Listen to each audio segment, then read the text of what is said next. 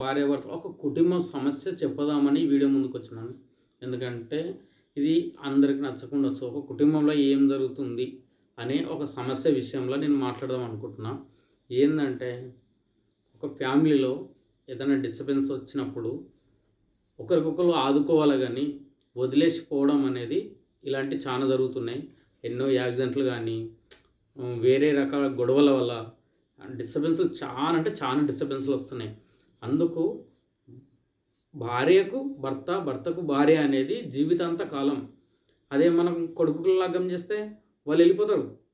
వాళ్ళు ఏ టైంలో వస్తారో ఎప్పుడు వస్తారో అది మనల్ని పట్టించుకోరు. వాళ్ళు కొడుకు లగ్గం చేసేంత వరకే కొందరు ఉంటారు. అందరూ ఒక తీరు ఉంటారట్లేను, కొంతమంది ఉంటారు. అదే కూతురు లగ్గం చేస్తే కూతురుకు ఉంటుంది, కానీ వాళ్ళ సంసారం వాళ్ళకు ఉంటుంది. ఎవరి సంసారాలు ఎవరి లెక్కలు వాళ్ళు ఉంటాయి. కానీ భార్యకు భర్త, భర్తకు భార్య జీవితాంత కాలం ఏ సేవ కానీ ఎటువంటి ఆవేదన కానీ ఒకరికొకరు చెప్పుకుంటారు. కాబట్టి వీళ్ళిద్దరు ఎప్పుడు కానీ తోడుగా ఉండాలి.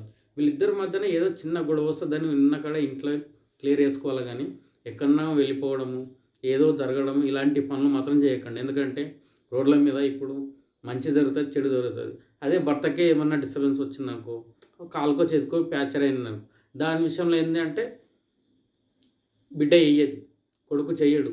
ఎవరు చేయాలి? భార్య చేస్తుంది. అదే భార్యకే కాలుదారి బాత్రూంలో ఎక్కడో మిస్ అయిందనుకో, అది భర్త చేస్తాడు.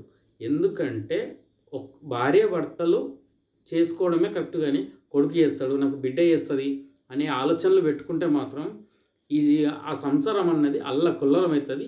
అది ఏ మాత్రం కరెక్ట్ కాదు. ఈ వీడియో మీకు నచ్చినట్టుకుంటే నేను చెప్పినవి నిజం అనుకుంటే కామెంట్ చేయండి.